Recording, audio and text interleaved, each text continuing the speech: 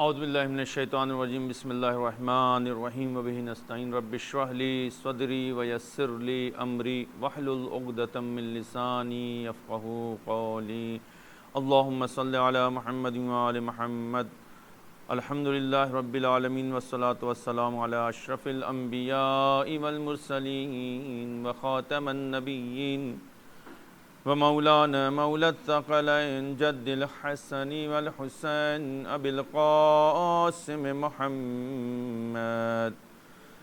اللهم صل على محمد وآل محمد وعجل فرجهم وعلى آله الطيبين الطاهرين المعصومين المظلومين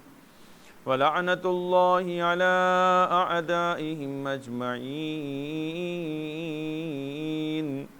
من الآن إلى يوم الدين بسم الله الرحمن الرحيم فليأتوا بحديث مثله إن كانوا صادقين صدق الله العلي العظيم۔ حاضرین کرام، ناظرین کرام، السلام علیکم ورحمۃ اللہ وبرکاتہ۔ امید ہے آپ تمامی حضرات خیر و عافیت سے ہوں گے۔ خداوند عالم سے، اس کی بارگاہ میں ائمہ معصومین علیہم الصلاۃ والسلام کے وسیلے سے، ان کے توسط سے دعا ہے کہ خداوند عالم جہاں کہیں بھی مسلمانان عالم ہیں، جہاں کہیں بھی شیعان حیدر کرار علیہ الصلاۃ والسلام ہیں، محبین اہل بیت اطہار علیہ الصلاۃ والسلام ہیں، ان سب کو ہر طرح کے آفات و بلیات سے محفوظ رکھیں اور ہر طرح کی مشکلات و پریشانیوں سے محفوظ رکھے، شاد و آباد و خوش و خرم رکھیں انشاءاللہ۔ آپ کے سامنے پھر سے ایک مرتبہ حاضر ہیں درس تفسیر قرآن کے سلسلے میں، اور جیسا کہ گزشتہ تفسیر میں اور گزشتہ درس میں ہم نے آپ کے سامنے قرآن مجید کے معجزے ہونے کے سلسلے میں کچھ چیزوں کو آپ کے سامنے پیش کیا تھا۔ خلاصتاً ایک چیز کو آپ کے سامنے عرض کریں کہ جو گزشتہ بحث تھی، کیوں جو ہے قرآن جو ہے معجزہ ہے اور کس طرح سے معجزہ ہے، تو اس سلسلے میں ہم نے ایک مفصل گفتگو آپ کے سامنے کیا تھا کہ چونکہ رسالت مآب صلی اللہ علیہ وآلہ وسلم کی نبوت اور رسالت جو ہے وہ ایک ابدی اور ہمگیر رسالت تھی، اس لیے آپ کو ایک ایسا معجزہ عطا ہوا کہ جو کسی بھی حد بندی میں محدود نہیں ہے، یعنی ایک ایسا معجزہ کہ جو کسی میں محدود بھی نہیں کیا جا سکتا۔ لہٰذا معجزہ رسول خدا صلی اللہ علیہ وآلہ وسلم یعنی قرآن مجید افراد کے اعتبار سے، زمان کے اعتبار سے، مکان کے اعتبار سے اور موضوع کے اعتبار سے جامع، ہمگیر اور ابدی معجزہ ہے،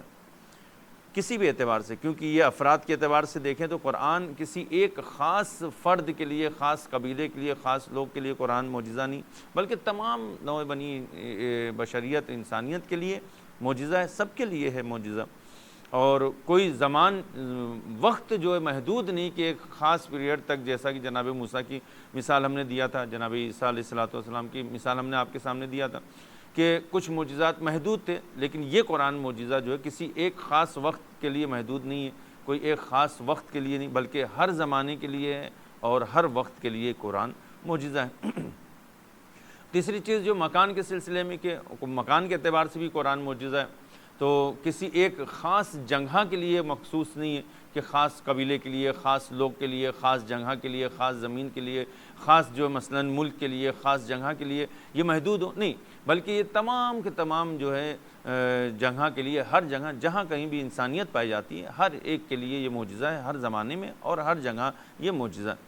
موضوع کے اعتبار سے اگر دیکھیں تو ہر چیز، جتنے بھی شعبے انسان جو ہے تصور کر سکتا ہے، جتنے بھی موضوعات کو تصور کر سکتا ہے، ہر وہ موضوع جو ہے قرآن مجید میں خداوند عالم نے اس کو جو ہے بیان کیا اور پیش کیا ہے، موضوع کے اعتبار سے بھی معجزہ ہے، جس کے بارے میں مفصل بحث آپ کے سامنے ہم نے آپ کے سامنے پیش کیا۔ آج کا جو موضوع جو ہے ہمارا قرآن کا جو چیلنج جو قرآن کا ہے، اس کے سلسلے میں ہم گفتگو کریں گے۔ قرآن کا جو چیلنج ہے اس کے سلسلے میں اگر بات کریں تو قرآن کے ابدی اور زندہ معجزہ ہونے پر اس سے زیادہ واضح اور بین ثبوت کیا پیش کیا جا سکتا ہے کہ قرآن کے چیلنج کی آواز خود جو ہے 15 صدیوں سے علم اور ادب، فکر و نظر کی وسیع فضاؤں میں گونج رہی ہے، اور آج تک دنیا کا کوئی بھی نابغہ مفکر، ادیب اور دانشور اس چیلنج کے سامنے ایک لمحے کے لیے ٹھہرتا ہوا نظر نہیں آیا، اور حتیٰ کہ کسی ملت میں بھی تاب مقاومت نہیں پائی جاتی۔ قرآن مجید نے اس چیلنج کو بار بار اور مختلف صورتوں میں کیا نام ہے اس کو دہرایا، اور کسی نے آج تک اس کا جواب نہیں دیا۔ میں نے جیسا کہا کہ مطلب 15 صدیاں گزر گئی، بڑے بڑے مفکرین آئے، بڑے بڑے ادبا آئے، بڑے بڑے دانشور آئے، لیکن جو ہے کسی میں یعنی جو ہے اتنی جرت نہیں تھی کہ ایک لمحے کے لیے قرآن کے سامنے وہ ٹھہر سکتا ہے اور اس کا جواب دے دے۔ لہٰذا قرآن مجید میں کبھی ارشاد ہوتا ہے فَلْيَأْتُوا بِحَدِيثٍ مِثْلِهِ إِنْ كَانُوا صَادِقِينَ، پس اگر یہ سچے ہیں تو اس جیسا کلام بنا کے لائیں۔ قرآن خود چیلنج کر رہا ہے کہ تمہیں کھلی ہوئی چھوٹ ہے، اگر تم اپنے دعوے میں سچے ہو تو اس جیسا کوئی بھی کلام تم بنا کر لے کر آؤ اور پیش کرو۔ یہ چیلنج ہے قرآن کا۔ بڑے بڑے مفکرین ہیں، ٹیم بنا کر، اگر افراد نہیں کر سکتے، الگ الگ نہیں کر سکتے، پوری ٹیم بنا کر آپ اس کام کو کریں، لیکن جو ہے آج تک دیکھا گیا کہ کوئی بھی اس چیز کو پیش نہیں کر سکا، اور قرآن کی کوئی بھی ایک آیت کا یا سورت کا جو جواب نہیں لا سکے۔ یہ سورہ طور کی جو ہے آیت نمبر 34 تھی، اور کبھی اس کے علاوہ جو قرآن مجید نے دعویٰ کیا کہ 10 سورتوں کا مطالبہ فرمایا، قُلْ فَأْتُوا بِعَشْرِ سُوَرٍ مِثْلِهِ مُفْتَرَيَاتٍ،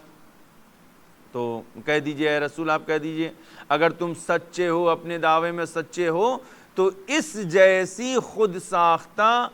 10 صورتیں بنا کر لاؤ اور اس کو پیش کرو۔ سورہ ہود کی آیت نمبر 13۔ تو اس میں ظاہر سی بات یہ بھی قرآن کا ایک دعویٰ ہے اور ایک چیلنج ہے کھلا ہوا کہ اگر تم لا سکتے ہو تو لاؤ، 10 صورتیں لے کر آؤ کم سے کم۔ اور اس کے علاوہ جو ہے کبھی ایک مختصر ہی صورت کی دعوت دے دیا قرآن نے، اچھا چلو تو ٹھیک ہے، تم پورے قرآن کا جواب نہیں لا سکتے، 10 صورتوں کا لے کر آؤ۔ 10 صورتوں کا نہیں لا سکتے جواب، تو اب اس کے بعد خداوند عالم ارشاد فرماتا ہے کہ ام یقولون افتراہ قل فأتوا بسورۃ مثلہ، کیا یہ لوگ کہتے ہیں کہ اس قرآن کو محمد صلی اللہ علیہ وآلہ وسلم نے از خود بنایا، اپنی طرف سے پیش کیا ہے؟ تو اے محمد، آپ جو لوگ یہ کہہ رہے ہیں کہ آپ نے اپنی طرف سے پیش کیا ہے، تو آپ بھی ان سے کہہ دیجئے کہ اگر تم اپنے دعوے میں اپنے یہ تو الزام ہو گیا نا سراسر رسول خدا پر، تو اگر تم اپنے اس الزام میں سچے ہو تو تم بھی اس طرح کی ایک صورت بنا کے لے کر آؤ، ایک ہی سورہ پیش کر دو، کوئی نہ 10 صحیح نہ ہی پورا قرآن صحیح، ایک سورہ لے کر آؤ اور اس کو پیش کرو۔ تو یہ سورہ یونس کی آیت نمبر 38، جس میں خداوند عالم نے کھلا جو ہے چیلنج دیا۔ ایک اور مقام پر اس چیلنج کو پھر خداوند عالم نے دہرایا، وہ اس طرح سے کہ وَإِن كُنتُمْ فِي رَيْبٍ مِّمَّا نَزَّلْنَا عَلَىٰ عَبْدِنَا فَأْتُوا بِسُورَةٍ مِّن مِّثْلِهِ، سورہ بقرہ کی آیت نمبر 23۔ اور اگر تم لوگوں کو اس کتاب کے بارے میں شبہ ہے، شک ہے کوئی، تو جو ہم نے اپنے بندے پر یعنی رسول پر نازل کیا ہے، تو اس جیسا کوئی ایک سورہ بنا کر لاؤ اور اس کو پیش کرو۔ اور یہ جو خدا کو بندے عالم نے یہ کھلا چیلنج پیش کیا کہ اگر تم جو میں اتنی طاقت ہے، اتنا علم ہے، اتنی سکت ہے، تو اتنی توانائی، تو تم اس کا جو ہے جواب لے کر آؤ۔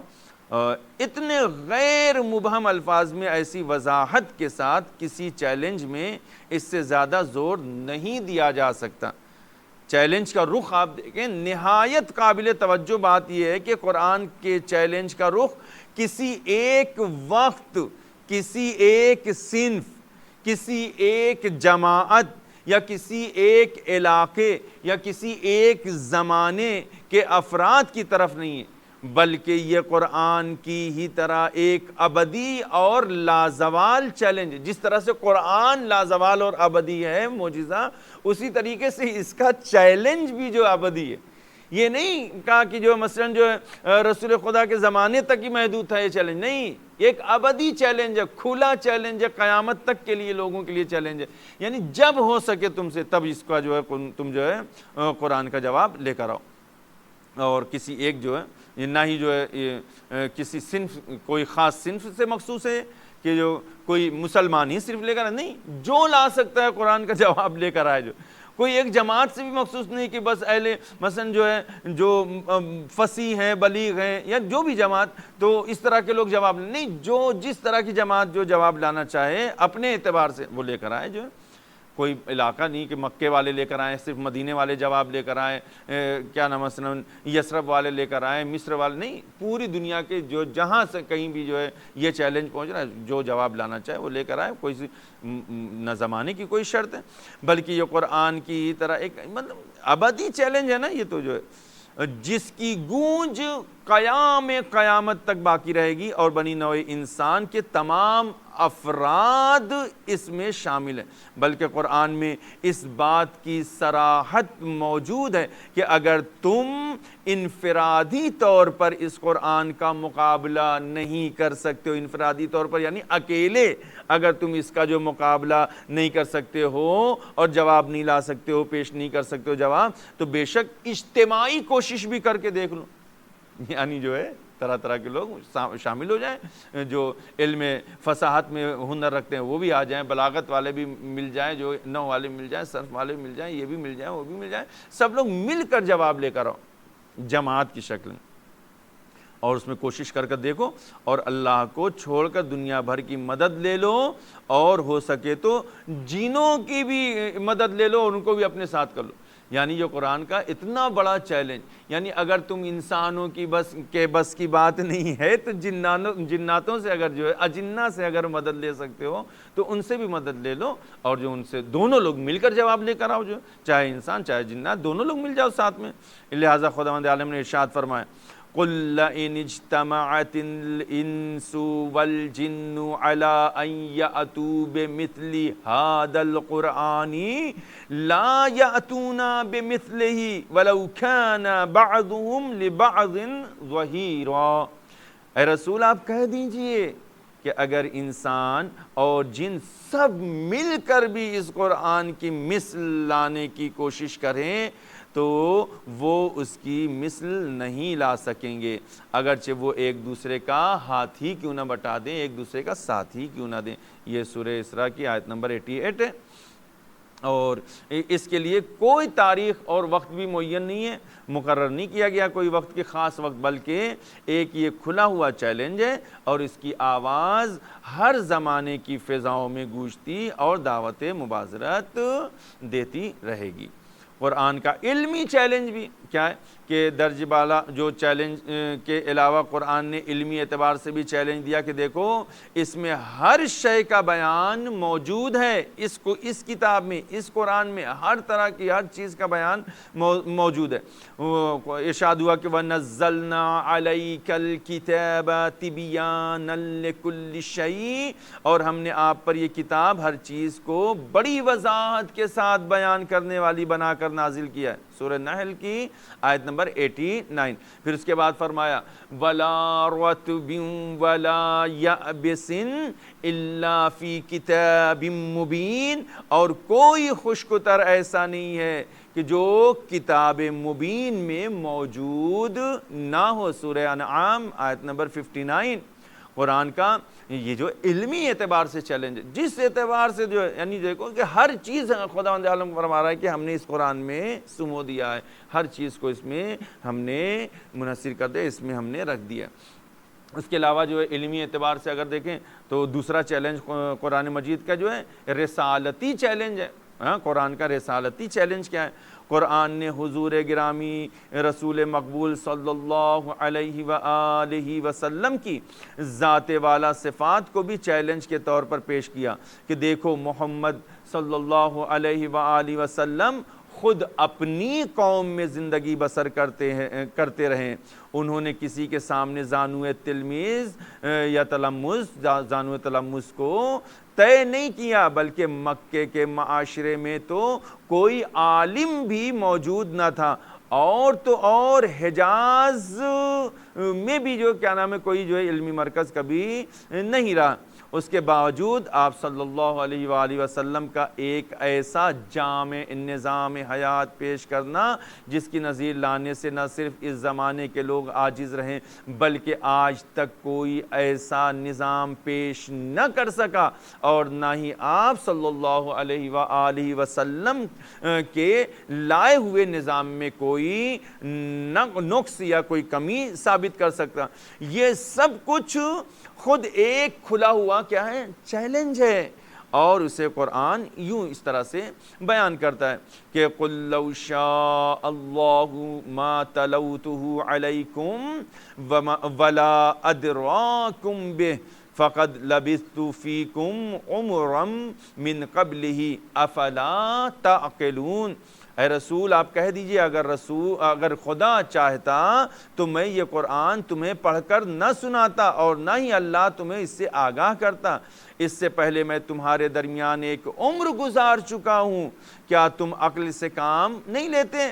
چنانچہ 40 سال آپ صلی اللہ علیہ وآلہ وسلم نے اس قوم میں زندگی بسر کی، اور اس پورے عرصے میں 40 سال کے پورے عرصے میں آپ صلی اللہ علیہ وآلہ وسلم نے نہ کوئی شعر کہا، نہ کوئی خطبہ دیا، اور نہ کوئی اور غیر معمولی ہنر دکھایا، اور پھر دفعتاً قرآن جیسی عظیم کتاب اور اسلام جیسا جامع نظام،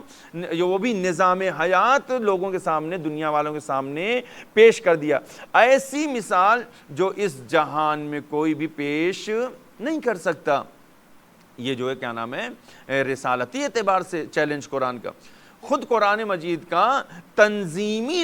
اعتبار سے اگر چیلنج دیکھیں تو اس طرح سے کہ رسول کریم صلی اللہ علیہ وآلہ وسلم نے یہ قرآن 23 سال کی مدت میں پیش فرمایا۔ اس دوران آپ صلی اللہ علیہ وآلہ وسلم مختلف حالات سے گزرتے رہے۔ مکی دور میں ظلم و تشدد کا مقابلہ کیا، فاقہ کشی اور تنگ دستی، محاصرہ اور اس تمام چیزوں سے دوچار رہنا پڑا۔ ایک مدت تک شعب ابی طالب میں پوری دنیا سے منقطع ہو کر زندگی گزاری، اور مدنی زندگی میں قدر بہتر حالات تھے مگر مختلف جنگوں سے دوچار تھے۔ یہاں پر یعنی اس طرح کی مشکلات نہیں تھی تو جنگ سے جو ہے سروکار تھا، جنگ سے جو ہے آپ کا مقابلہ تھا۔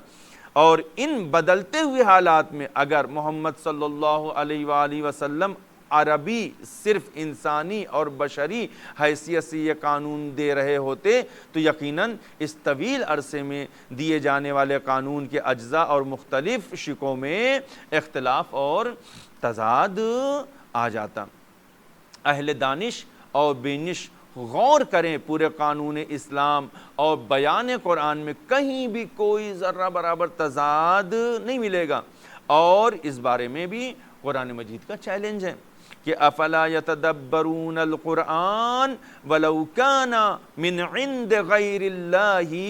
لوجدوا فیہ اختلافا کثیرا۔ کیا یہ لوگ قرآن میں غور فکر نہیں کرتے؟ اور اگر یہ اللہ کے سوا کسی اور کی طرف سے ہوتا تو یہ لوگ اس میں بڑا اختلاف پاتے۔ دنیاوی کتابوں کو دیکھ لی، کتنی ہی اچھی ہو، کتنے ہی اچھے ادیب کی کتاب کیوں نہ ہو، کتنے ہی لوگوں نے مطلب پوری جماعت نے اس کو کیوں نہ لکھا ہو، مل کے کچھ لوگوں نے نہ لکھا ہو، لیکن اس میں کوئی نہ کوئی کمی اور اختلاف ضرور پایا جاتا ہے۔ لیکن یہ قرآن مجید ہے کہ جس میں ذرہ برابر بھی کوئی بھی اختلاف یا کوئی نقص یا کوئی کمی کوئی نکال نہیں سکتا ہے اور اس کو پیش نہیں کر سکتا ہے۔ لہٰذا آپ چاہے جو ہے کیا نام ہے علمی اعتبار سے دیکھیں، رسالتی اعتبار سے دیکھیں، یا جو ہے مثلاً قرآن مجید کے جو ہے کیا نام ہے ہمگیر ہونے کے اعتبار سے دیکھیں، تنظیم کے اعتبار سے، منظم ہونے کے اعتبار سے قرآن کو دیکھیں، ہر اعتبار سے قرآن مجید نے ایک چیلنج کیا ہے۔ لیکن 15 صدی ہو گئی، 15ویں صدی گزر رہی ہے، اور اس میں بھی آج تک بڑے بڑے علماء گزرے، بڑے بڑے لوگ گزرے، بڑے بڑے فصاح گزرے، بڑے بڑے بلاغت کے ہنر والے گزرے، بہت سے فصیح و بلیغ گزرے، لیکن آج تک کوئی اس کی ایک آیت کا بھی جواب پیش نہیں کر سکا۔ تو یہ قرآن ہمگیر معجزہ ہے. جس طرح سے جو کیا نام ہے قرآن ہمگیر اور کیا نام ہے ابدی معجزہ ہے، اسی طریقے سے اس کا چیلنج بھی، قرآن کا جو چیلنج ہے وہ بھی ہمگیر ہے اور ابدی چیلنج ہے. یعنی اس وقت سے لے کر آج تک نہ اس میں محدودیت ذرہ برابر نہیں، نہ زمان کے اعتبار سے محدودیت، چیلنج میں بھی محدودیت نہیں ہے، نہ زمانے کے اعتبار سے ہے، نہ مکان کے اعتبار سے ہے، نہ ہی جو افراد کے اعتبار سے، نہ ہی کسی اور اعتبار سے، کسی بھی اعتبار سے محدودیت نہیں پائی جاتی ہے. یہ محدود نہ ہونا، یہ ابدی ہونا، یہ خود چیلنج کا جو ابدی ہونا بھی ایک معجزہ ہے، اور اس کا آج تک کوئی جواب نہیں لا سکا. اور یہ جو ہے قرآن یعنی اس کو آپ دیکھیں کہ 15 صدی ہو گئی، کوئی اس کا جواب پیش نہیں کر سکا، ایک آیت کا بھی جواب کوئی نہیں لا سکا. لہٰذا قرآن مجید سے بڑھ کر جو کوئی معجزہ اور کوئی کتاب اس دنیا میں نہیں ہو سکتی. جو قرآن آج تک باقی ہے، نہ اس میں کوئی اختلاف پایا جاتا ہے، نہ ایک حرف کی کمی ہے، نہ ایک زیر کی کمی ہے، نہ اس میں اضافہ ہے. بہرحال اس سے بہتر جامع نظام جو ہے دنیا والوں کے پاس نہیں ہے. اگر دنیا والے فلاح و بہبودی چاہتے ہیں، کامیابی چاہتے ہیں، تو قرآن کے مجید کے جو ہے در پر آنا ہوگا، اور قرآن مجید کے دروازے پر آ کر دستک دینی ہوگی. قرآن ناطق اور قرآن صامت کے وسیلے سے انسان اپنی زندگی کو کامیاب و کامران بنا سکتا ہے. بہرحال ہم نے آپ کے سامنے جو ہے قرآن مجید کے جو ہے کیا نام ہے معجزے ہونے کے سلسلے میں بیان کیا، خصوصی طور پر ساری چیزوں کو، اور جو ابدی طور پر جو ہے قرآن مجید کا ایک خود معجزہ ہے، اور ابدی اعتبار سے خود اس کا چیلنج بھی معجزہ ہے. تو اس درس میں ہم نے آپ کے سامنے ان چیزوں کو بیان کیا. اس میں اس سلسلے میں اگر کچھ سوالات ہیں آپ کے، اور آپ کے ذہن میں کوئی سوال آتا ہے، تو ریکویسٹ ہے آپ سے، گزارش ہے کہ آپ اپنے سوالات کو، جو نمبر دیا گیا ہے اس پر آپ لوگ جو ہے اپنے سوالات کو بھیج سکتے ہیں، تاکہ جو ہے اگلے درس میں اس سوال کے جواب کو جو ہے درس کی صورت میں اس کو شامل کیا جا سکے. بہرحال اس کے بعد والا جو درس ہوگا اس میں بلاغت قرآن کے سلسلے میں مختصر سی گفتگو کریں گے کہ کس طرح سے قرآن بلیغ ہے، اور بلاغت کے میدان میں بھی ایک معجزہ ہے، اور کوئی آج تک اس کا جواب نہیں لا سکتا. اور اس سے زیادہ نہ کوئی فصیح اور نہ ہی کوئی بلیغ کتاب آج تک کوئی زمانے میں نہیں پائی جاتی. قرآن ایک ایسا فصیح و بلیغ معجزہ. بہرحال اس سلسلے میں بھی انشاءاللہ گفتگو کریں گے، اور تب تک کے لیے آپ سے دعا ہے کہ خداوند عالم سے دعا ہے کہ خداوند عالم ہم سب کو اپنی حفظ و امان میں رکھیں، سلامت رکھیں انشاءاللہ، اور ہم لوگوں کو یہ توفیق عطا فرمائے کہ ہم زیادہ سے زیادہ قرآن مجید پر کی تلاوت کر سکیں، اور اس کو سمجھ سکیں، اس پر سمجھنے کے بعد اس پر عمل کرنے کی توفیق ہم سب کو عطا ہو. اور اسی قرآن کے وسیلے سے دعا کرتے ہیں خداوند عالم قرآن ناطق اور خصوصی طور پر ہمارے زمانے اور ہمارے اس وقت کے قرآن ناطق کے ظہور پر نور میں تعجیل فرما، تاکہ صحیح معنوں میں قرآن کی تفسیر اور حقیقی تفسیر جو ہے امام وقت کے زبان سے ہم لوگ سن سکیں. وآخر دعوانا ان الحمد للہ رب العالمین. اللہم صلی علی محمد و آل محمد.